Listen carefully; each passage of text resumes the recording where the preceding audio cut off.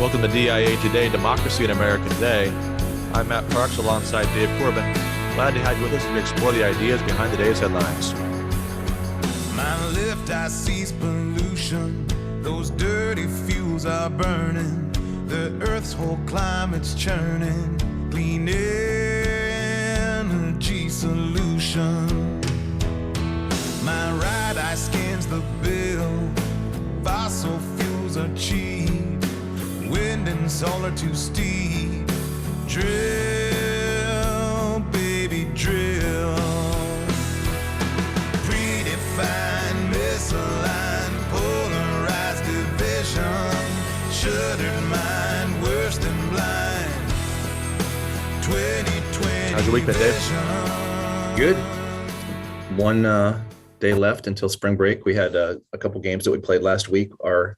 Our girls teams at Geneva got to the Final Four, both in soccer and in basketball. Wow. Unfortunately, they lost both games, but they were really great seasons for both teams. The way that Texas works is for their private and parochial schools have different divisions, and we moved up to the second to highest division, which has somewhere between 200 and 450 people in the high school, and we're on the lower end of that. So the fact that two of our girls teams made it to the Final Four with really only 25 girls per grade level was pretty remarkable. So Yeah. Great job, and we'll move on. Now we actually moved down to 4A next year, even though our school is growing. I think it's just the nature of Texas right now. There are a lot of people moving here, a lot of people going to private and parochial schools, and so we're excited for next year. But really good end to the season. How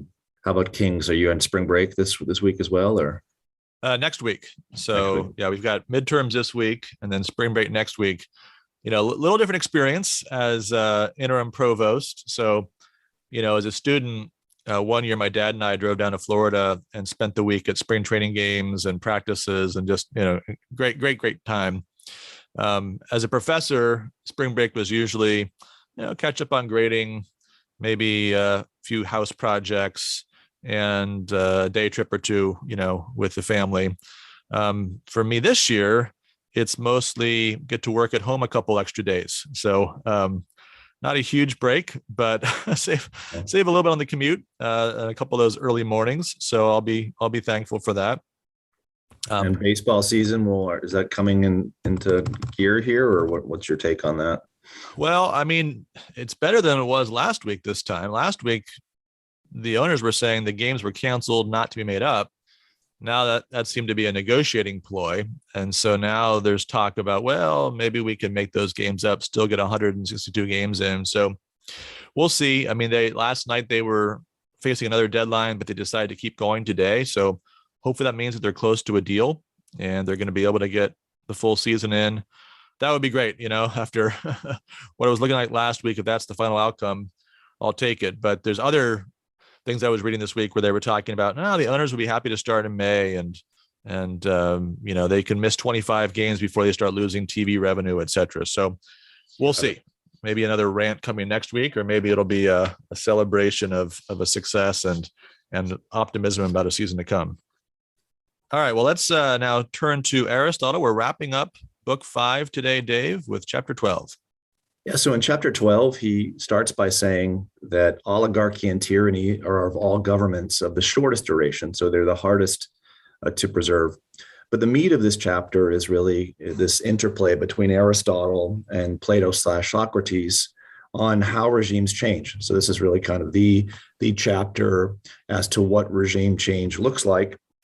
So of course, he's going to be referencing the discussion of regime change in book 7 and 8 of the Republic.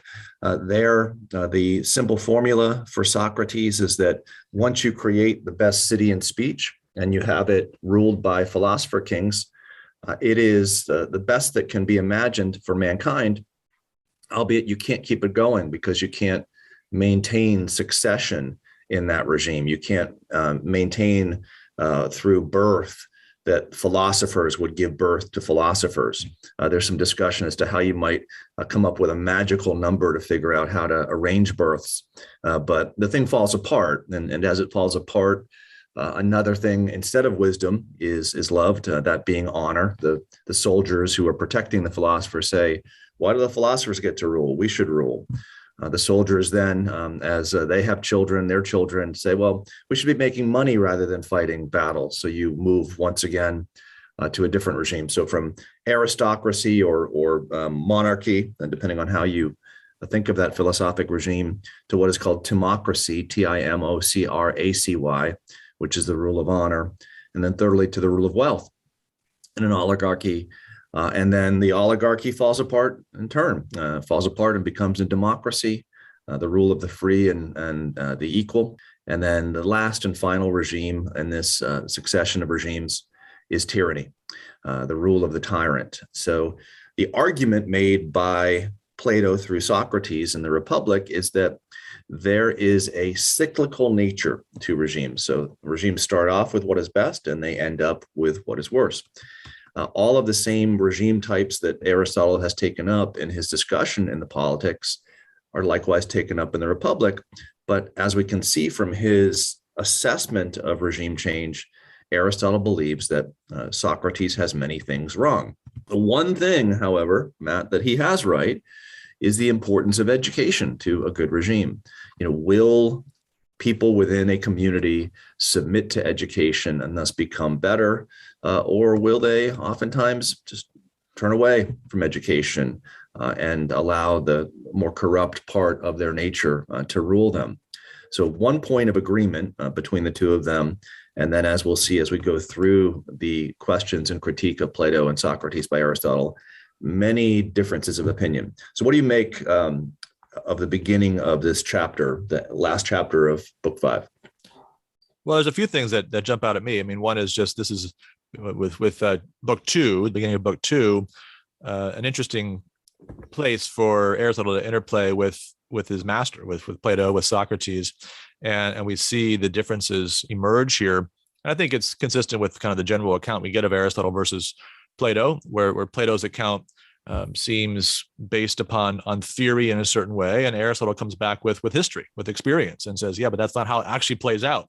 Let me give you these examples. And we see a lot of different regimes and leaders of regimes referenced, especially in the first part of this chapter. The other thing that struck me as you were going through that was just thinking about how for Plato, it's the best regime that's probably the most short-lived. And for Aristotle, he's talking about how tyrannies and oligarchies are short-lived and the difficulty of preserving those. And so there's something maybe on both ends of this that run contrary to nature in a certain sense, right? The ideal regime is pushing against nature in one way, where it's challenging our flaws, it's challenging our fallenness, it's challenging our fallibility, and so it can't last. On the other extreme, tyranny and oligarchy are challenging nature in a different sense and pushing for an unnatural focus on the good of small groups when the nature of politics ought to be to preserve the common good. So you see, I think in both ways, there's a difficulty whenever you try to orient your politics in ways that run contrary to the God-ordained order of things. And so something in between these extremes is actually the most natural place for human beings to settle into, given who we are in on the one hand, our desire for justice, and on the other hand, the corruption of our nature. And so these two kind of competing desires that challenge us to push toward better things while making the perfect impossible. It's excellent, Matt. I think you're pointing that out, and that difference between Plato and Aristotle also gets to, I think, the heart of the matter, which is what artifice, what art do we have as human beings to better craft our existence so that we flourish, given our nature. Yeah. A lot of people suggest that Plato's Republic was written in an ironic tone. Here he was trying to convince some of the younger men in the conversation not to go into a political existence, but to choose a philosophic existence instead. So if you can show that even the best political regime that you create is going to fall apart quickly, you're going to decide not to want to practice necessarily the art of politics, which was a draw for many a young man at that time, but instead perhaps pursue philosophy instead. So showing the limits of the art of politics in being able to move or turn things in the right direction. Whereas for Aristotle, there's a constant reference to how art might be employed to improve our nature, right? To get us to a better place, not to a perfect place, not to the ideal or the utopian city and state, but to the better, right? He doesn't, as I've said over and over again, make the perfect the enemy of the good, but he tries to employ art to make the better its friend. Yeah, I think that's a great observation. It's clear for Aristotle that politics is about working at the margins, right? Trying to incrementally improve things and look at, okay, we have an oligarchy. How can we make it a little bit better? We have a democracy. How can we improve that a little bit? And so a lot of his critique of Plato, I think, is just along the lines you're suggesting, where there's a danger of kind of expecting too much or not being satisfied with those marginal improvements that can actually, in practical ways, improve the lives of your countrymen. And so having a view of politics that allows for reform, maybe as the essential work of the political leader. Yeah, so let's get into some of the particular criticisms, because I think they build upon this foundation of art versus nature, human fallenness, and so on. And they do so in a way, I think he makes a very, very convincing argument here in this chapter. So let's go into another criticism that he makes that's really quite interesting. We tend to think when we think of change that everything is moving uniformly in one direction. Sometimes we do that to our detriment by believing that everything's just getting better, everything's progressing. And then secondly, or that everything's just falling apart. The sky is falling in. So we tend to have this black and white mentality with regard to change, where it's either great or it's becoming more and more awful. But what Aristotle tells us is that with the timing of change, there may be some things within society that are getting better, while at the same time, there are things that are getting worse. Right. So these things don't line up perfectly. Not everything is getting worse at the same time or getting better at the same time. So there could be some indicators, right, that say in economics, things are getting better for your regime. But in terms of international relations, they're not. In terms of governance, they're getting better. But in terms of education, they're not. So you have to take a look at the regime in all of its complexity, and you have to try to chart where these currents are. And sometimes good currents are pointing in one direction at the same time that bad currents are pointing in another direction. Yeah, it's an interesting point, because you think about one of the polls that's just constantly being updated is the general perception of the direction of the country, right? Are we moving in a good direction or a bad direction? And, if you go back and look at the recent data on that, other than usually there's some optimism at the time of a new presidency or something, but it's been pretty pessimistic for years, right? Usually the data is we're moving in the wrong direction. So you kind of wonder, well, what is it that people are looking at there? Right? What metric are they using? Is it primarily their economic situation and circumstances? Is it in our present day, their perception of the pandemic and the trajectory of that? Or, we don't know, because the question is this kind of generic question. But I think there's a great point here for the thoughtful statesman, the philosophic statesman, to be able to perceive those competing currents and to be able to see perhaps beyond the immediate perspective of the common voter or common political leader, to have a broader sense of where things are improving and where that improvement ought to be encouraged to continue in that same direction, and where there are things that are moving in the wrong direction that need to be reformed. One of the dangers of having a misperception of these things is that you reach this point where you're just determined to say, well, either nothing can be done, right, or this next election, everything is riding on it. This is the last chance to save the regime, to save the country, or the other way, where you just think, well, there's nothing that needs to be fixed, and we're absolutely certain we're on the right side of history and plowing ahead, right? And so you actually miss the moment, and you miss the things that need to be done that a statesman can be engaged in, even while the general current might be positive or negative based upon the perceptions of the public at large. Yeah, and here's where I think one of the things that Plato says through Socrates and the Republic may help us, and that is that when we're talking about regime change, we're talking about human beings and communities thinking about the change of their overall community. But we also have to remember that these individuals are individual human beings, right, who have been born, have a middle stage to their life, and are dying. So not only are we trying to manage the regime change of our community, but we're trying to manage the regime change of our own individual person.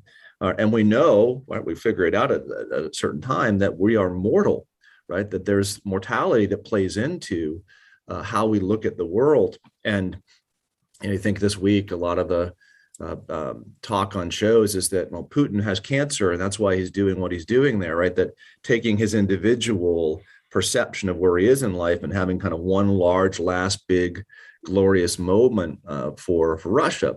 Whether or not this is true, we have to, and I think Plato does this well, we have to take into account how individual human emotions play into regime change, individual human loves play into regime change. And Aristotle does that to some degree, but he's not going to get more into the psyche of individuals as much as Plato does.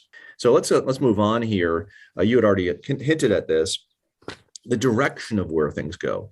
If we're studying Aristotle correctly, we see that over and over and over again, he is trying to teach oligarchs how to make their regime better, or democrats how to make their regime better. He even goes so far as to try to teach tyrants how to make their regime better. So he doesn't necessarily believe that we have to move from a good regime or better form of what a regime is to a worse form. Maybe improvement is possible. Maybe we can go from being a C student to a B minus student. We might not become an A student, but that improvement is there. So Aristotle's paradigm of regime change allows for things to move in both positive and negative directions, not simply in one direction. Yeah, I think just more broadly, there's just more variety in his account of things, right? There's he looks at history and he says, well, this tyranny was replaced by another tyranny. And this one turned into an oligarchy. This one became a democracy. So there's a lot of various contingent circumstances that you could investigate in those given communities that would explain that. But I mean, overall, I think the point that you're making, which is an important one for people engaged in politics, is there's hope, right? There's a possibility of improvement. And, one of the reasons that's the case, I think, in Aristotle, is that for him, politics is about managing these interests and groups that are always there. You always have the rich and the poor. The rich might be leading today, in which case you have an oligarchy, and tomorrow it's the poor or the many, in which case you have a democracy. But even when the rich are in charge, the poor are still there, right? There's kind of a latent possibility of democracy in every oligarchy, and vice versa. So because the one, the few, and the many are these naturally occurring groups that always exist in any given community, maybe to varying degrees and with varying degrees of authority at any given point in time, nevertheless, there's always the possibility of each regime transforming into any of the others, because those groups remain there. And in the right circumstances, you can move from a democracy to an oligarchy to a monarchy to a polity, etc. Yeah, he reads here a lot like Ecclesiastes, albeit he wouldn't be as critical that making these improvements amounts to vanity, right? Sometimes you can try to make improvements in a humble way, realizing that you're never going to make things perfect, in which you can do some good, right? So that all that happens under the sun isn't vanity, in the same sense that Solomon would suggest that it is, without knowledge of God and his wisdom, holding all things together. One other element I want to bring up here is this. It's very important to the ancient mind, and really there's a great distinction here between the ancient mind and the Judeo-Christian mind, and that is the difference between kind of a linear sense of a philosophy of history that comes later, and that cyclical sense of history that was bound up in that ancient mind. The fact, this idea that things kind of move in circles and that history constantly repeats itself over and over again. If you read Plato's Republic, there's a suggestion there that things move cyclically. In fact, I wrote my master's thesis on this and suggested that the whole Republic is based upon a geometric model of us moving around in a circle, around and around and around. But Aristotle is open here to the notion that there's not necessarily a cyclical nature to change. He says, do all things end up in tyranny, as Plato suggests. He doesn't tell us what happens after tyranny. Would we go from tyranny to then a good regime? Well, tell us how you go from the worst regime to the best regime. So he pokes many holes in this notion that history moves cyclically. And as you said before, he uses the history of particular regimes to show that that's just not the way that history is played out. History hasn't played out cyclically, as Plato suggests through Socrates in the Republic. Yeah, I mean, you mentioned Ecclesiastes, and of course, one of the great observations of Solomon there is that there's nothing new under the sun, right? Yeah. So in a certain sense, we are repeating the same foibles and follies that others have in other circumstances. And yet the overall Christian message is, yeah, there is a linear movement here, right? Yeah.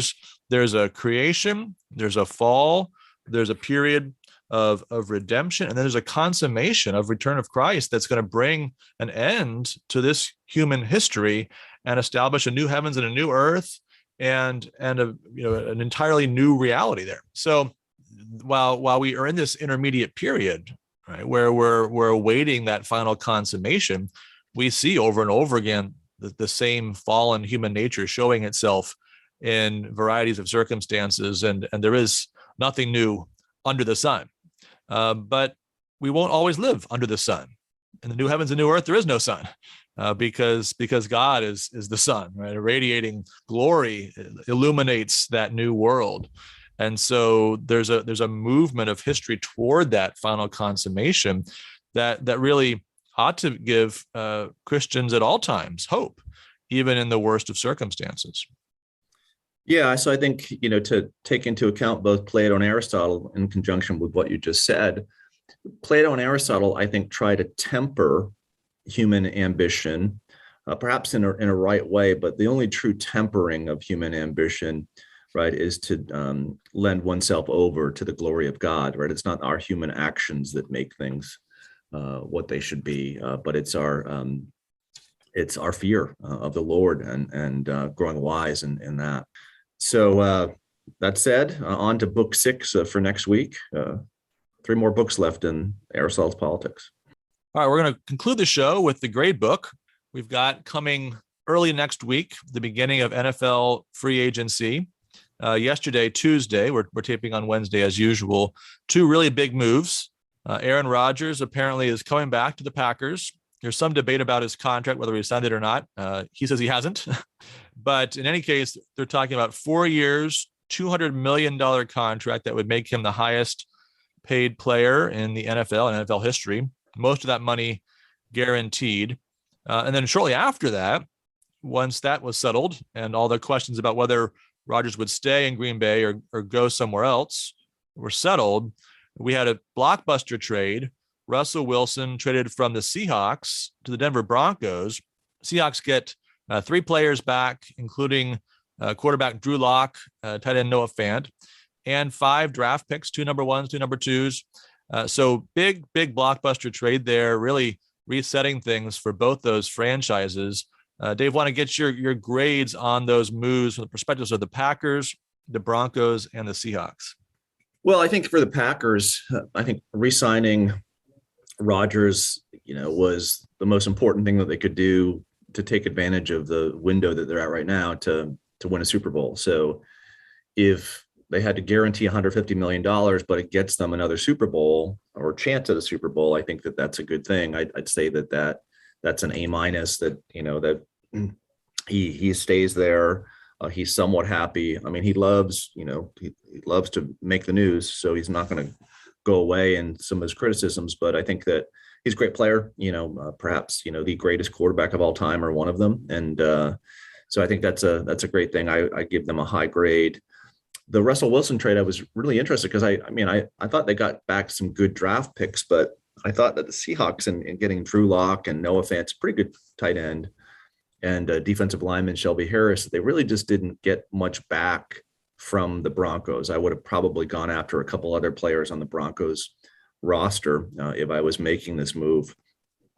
And you just wonder just how badly did Russell Wilson want out of Seattle, and what was he willing to do in order to get out? And so we don't know any of that, but They seem to have some draft picks here. It's really hard to replace a franchise quarterback. I think Russell Wilson's proven to be one of those, 5 to 7 great quarterbacks in the league over the last decade. So will they be able to replace that, or, will they go into a 3 to 4 year funk where that's just going to be hard to do? I like Pete Carroll. I'm sure they have a plan there. They've been a real good team for a long time. So, but this is shaking up the Parks family football line. I mean, you've got mom with the Seahawks and Russell Wilson, your dad with the Packers. I know. Yeah, I was texting with them last night about it, and I said, "Well, is dad celebrating and mom in mourning?" Because it's hard to see this from a Seahawks standpoint as anything other than the beginnings of a major rebuild. Yeah. Drew Lock is not the answer at quarterback, and if you don't have the answer at quarterback, and the best pick you're going to get is a number 9 pick this year in a draft where there's probably not a franchise quarterback, then how many years is it before you're really settled at that position again? I mean, Pete Carroll's 70 years old, although he actually is about 50, but he's 70 years old. It's hard to believe, he was the coach of the Patriots before Belichick, right? So He's been around a long time. And so, what's he thinking about this? Has he got 5 more years he wants to coach through a 3-14 season and a 5-12, and finally work your way back to the playoffs 3 years down the road? Maybe he does. Maybe he's up for that. But it seems strange unless they just thought Wilson is just ready to go. We've kind of peaked. We've done our bit, and we just have to do this rebuild sooner than later. Maybe that's the motivation. I mean, for the Broncos, this seems like an incredible opportunity. Yeah. We've been saying for 2 years, this team is a quarterback away from really being a contender. And now they've got that quarterback. They've got still great young wide receivers, great rookie running back that emerged this year. So on offense, just seems like a real opportunity for them to take a huge step forward. And losing Fant will make a little bit of a difference, but overall they've kept their playmakers. And on top of that, to have the great defense that they've had, for the last several years, I think they're the real winners here, at least in the short term. And oftentimes with trades, who wins the short term wins the trade, because maybe those first round picks paying out, but that's a lot of time down the road. Yeah, I mean, that's Brady going to Tampa Bay. They won the Super Bowl, right? And then this past year, Stafford goes to LA, then win the Super Bowl. And I think that also Russell Wilson too will draw some other players there who may play on contracts that are half of what they should be, just to be on his team. I feel sorry for my relatives in the Northwest because they're just big Russ Wilson fans, and he's got great grit and just a really great player, and I think that's going to be a hard thing to swallow in the Northwest, and the weather isn't even good there, so that's rough. And to trade with the Broncos, when we lived there in the mid '80s. Of course, the Seahawks and the Broncos were bitter rivals. They were in the same division at that point with the Chargers and the Raiders. So you just could not have imagined this trade, 35 years ago. Now, of course, they've realigned the divisions and Seattle's in the NFC now. But I just, my 12-year-old self was just revolted at the idea of the Seahawks sending their star quarterback to the Denver Broncos. Bronco Buster T-shirts were all the rage when I was in 6th and 7th grade. It's hard to imagine that we've come full circle on that. Well, it just makes it that much more difficult for the Patriots too. I mean, we needed another great quarterback in the AFC to try to overcome. So AFC is stacked. Yeah. All right. So what's your final grade then on the Broncos and Seahawks there? I'd give the Broncos an A, and I'd give the Seahawks, a D plus C minus. Okay. Yeah, I'm with you. I think for the Broncos, if you couldn't get Aaron Rodgers, this is the next best thing. So I'd say that's an A. And Seahawks, I don't see how this doesn't lead to a serious decline. They were already 7-10 last year. I think it's a 4 or 5 win team this year if they're lucky. And who knows how long it takes to dig out of that. Right? You don't have to bounce back in the NFL, even though there's opportunity with the way that the draft works and all the rest. All right, one more thing we're going to do. So because free agency is about to start, of course, last year, the big story, the big player in free agency was your Patriots, Dave. 8 total players signed in the first 2 days. I remember us texting back and forth, another one, what's going on? And a total of 137.5 million in guaranteed salaries and bonuses from those 8 players. So we've got the list in front of us here. And now with a year's hindsight, looking back over the last season, how would you rate the Patriots' overall performance signing those players last March? I'd give them a B, and they wouldn't have known it at the time when they were signing these players. But I think they did understand they were probably going to have to bring in a young quarterback, and they were going to have to build around that individual, try to strengthen their defense, and try to give that person a couple outlets, and here they signed 2 tight ends. They did get stronger on defense, at least at the beginning part of the season. So I think all of this, to the degree that it made Mac Jones' season easier, which I think it did, I'd give them a B. They did have a little bit of a resurgence up until that awful game against Buffalo, but I think they're on the right track. They're moving in the right direction, and a couple of these players, you never hit it, 100% on these things, but a couple of these players could have a better second year with the team. But overall, they seem to fit into the team first mentality of the Patriots, and we'll see this year. I think the best judgment will probably be after this year. Did some of these players continue to improve or get better, or, were they true busts? Yeah, certainly the most important move of the offseason was not these signings. It was the drafting of Mac Jones, and that the future of the franchise in some ways hangs on that more than anything else. If you look at the group of 8, all of them played at least 48% of the snaps. So there's no busts there. No one who got banished to the bench, nobody who just got hurt and didn't play or whatever. So that in that sense, it's pretty good performance. I think there's not really, other than Matt Judon, anybody that broke out either. There were some kind of people that kind of slotted in where you thought they would, others that maybe were a little worse than you hoped. Maybe Jonnu Smith is in that category, Nelson Aguilar. Hunter Henry was great around the goal line, 9 touchdowns, was terrific performance there, a great kind of safety blanket for Mac Jones. So I think overall, yeah, I'd probably give him a B-. I think they have tied their hands a little bit coming into this offseason. Don't have a lot of salary cap room, in part because of last year. So they took a step forward, made it to 10-7. Can they take the next step forward? It'll be harder in some ways because of some of the money that's tied up in this group of players. So that's why I give it the B- rather than a little higher grade, because I think they kind of recognized there was an opportunity there with the cap going down. They had a lot of cap room. Most teams didn't. So they were able to make some moves that others couldn't afford to do. But that put some pressure on this year, I think, and that created a context where they may not be able to make as many improvements through free agency and put more pressure on having another good draft this year like they did last year. Exactly. All right. Well, that's going to wrap it up for today's show. Thank you, as always, for listening. Please remember to subscribe and review the show on your favorite podcast platform. Don't forget you can contact us at democracyinamericatoday@gmail.com. Look forward to talking to you next week.